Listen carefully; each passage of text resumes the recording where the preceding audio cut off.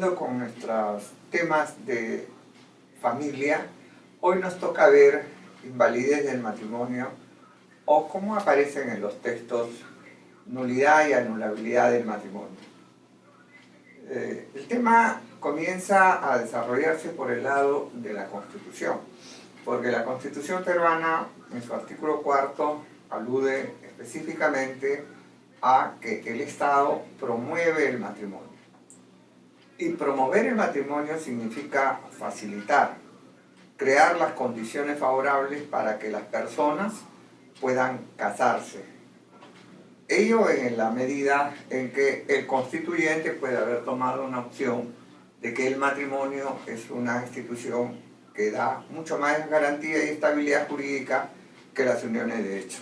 Pero también se reconocen las uniones de hecho.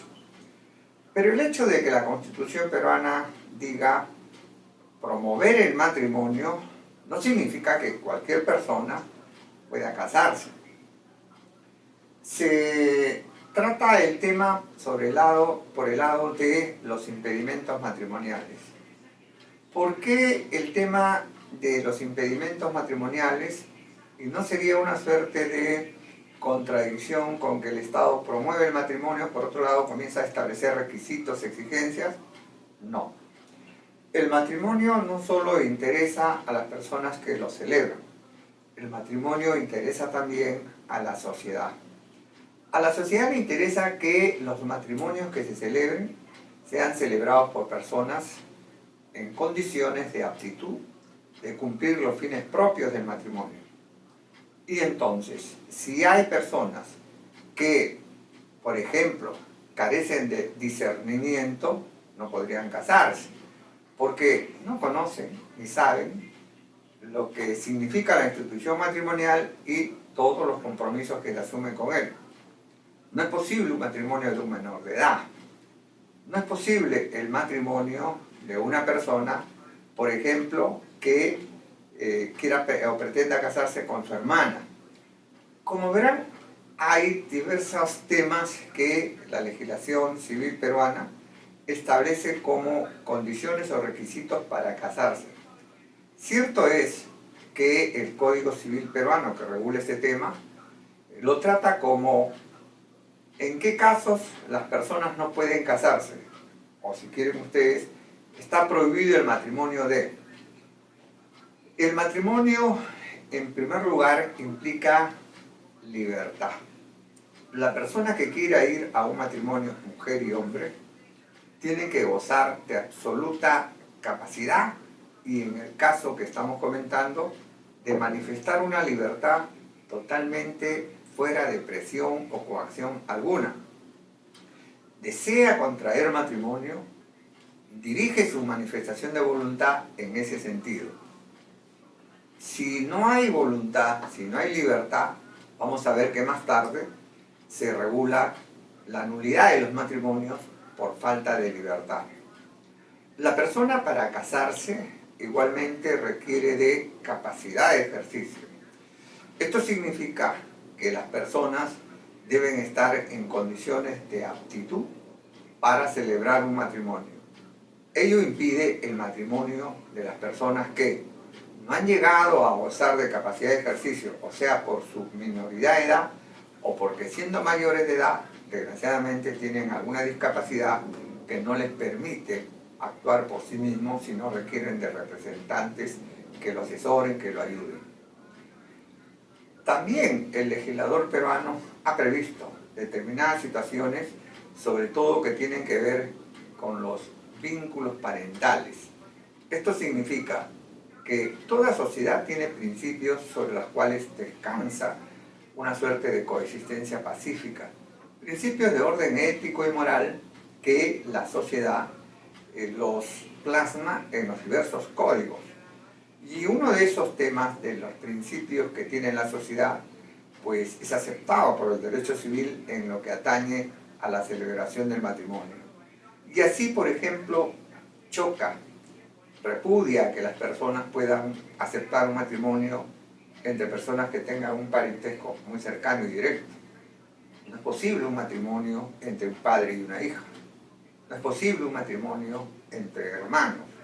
Entonces el parentesco también va a servir como una suerte de bloqueo para que estas personas que teniendo parentesco muy cercanos entre sí no puedan casarse.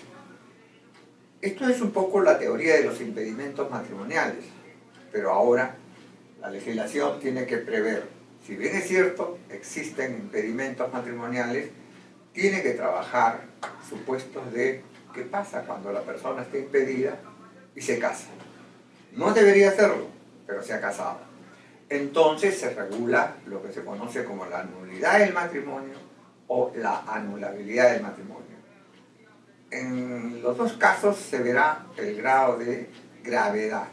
Mucho más grave es el caso de los matrimonios nulos que el de los matrimonios anulables.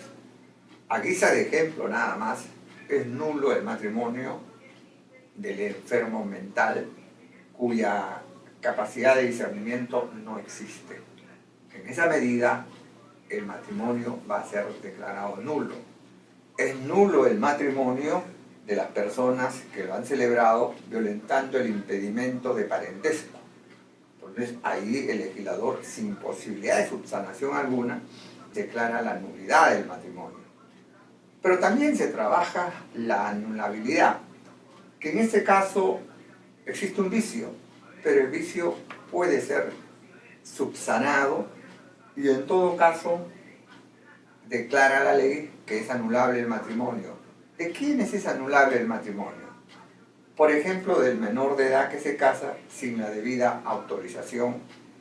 El menor de edad que tiene por lo menos 16 años puede casarse siempre y cuando recabe la autorización de sus padres o si no de la vía judicial.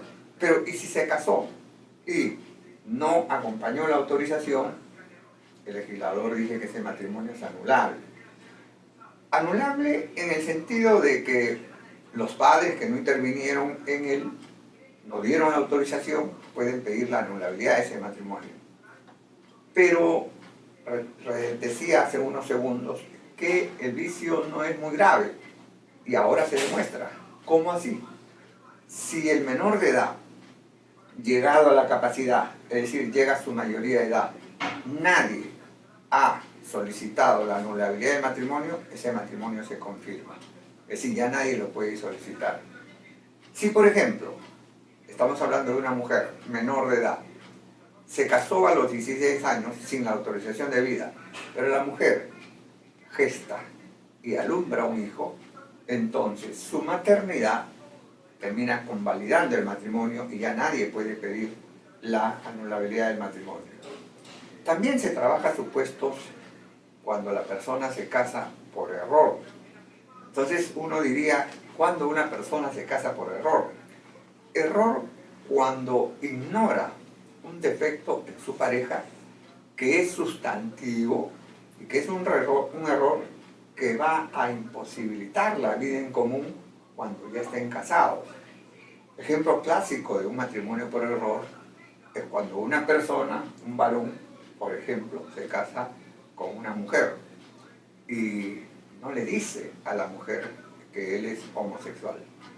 La mujer al casarse con ese varón está en plena disposición a realizar su proyecto de vida, seguro a querer ser madre, pero cuando ya está casado se da cuenta que se ha casado con un homosexual. Ella puede accionar para pedir la anulabilidad de su matrimonio. Pero obsérvese que ella es la que tiene que accionar. Si ella, y la ley siempre fija un plazo, si ella no promueve la acción dentro del plazo que establece la ley, ese matrimonio se convalida. Estos son los dos grandes grupos de nulidad y anulabilidad del matrimonio. A él podremos agregar también los llamados matrimonios ilícitos que están regulados en el código, mas no con ese título. Matrimonio ilícito es, por ejemplo, cuando la viuda se casa sin haber esperado los 300 días de la muerte de su marido. Allí la viuda está incumpliendo el plazo que estipula la ley. Pero se casó. Ese matrimonio es válido. pero viene una sanción económica, una sanción patrimonial. Pues bien, este es un poco los temas que el legislador peruano ha regulado en lo que se conoce como la teoría de la invalidez del matrimonio. Sin embargo, el legislador peruano regula en el Código Civil los efectos que puede tener un matrimonio invalidado, es decir, un matrimonio declarado nulo. Y uno se pregunta y dice, ¿cómo es posible que un matrimonio que no cumplió los requisitos legales termine teniendo efectos? Sí, el legislador regula, sobre todo cuando se ha llegado al matrimonio y uno de ellos ha actuado de buena fe. Es decir, la buena fe en el derecho de familia, y en este caso específico, es cuando ignora que la otra persona está impedida de casarse. Por ejemplo, una mujer se casa con un hombre que le dice que es soltero y resulta que era casado. Entonces la mujer es la que ha actuado de buena fe. Su matrimonio va a ser declarado nulo. Sin embargo, si ella ha procreado hijos, entonces va a haber efectos jurídicos a favor de ella y a favor de los hijos, como es obvio. A favor de ella en cuanto que ella podría pedir alimentos a la persona con la que se casó. Podría pedir una parte proporcional de los bienes que se ha adquirido dentro de esa relación que mañana más tarde es declarado nulo. Tiene sentido, entonces, regular cuando los matrimonios nulos producen efectos para aquel cónyuge que actúa de buena fe.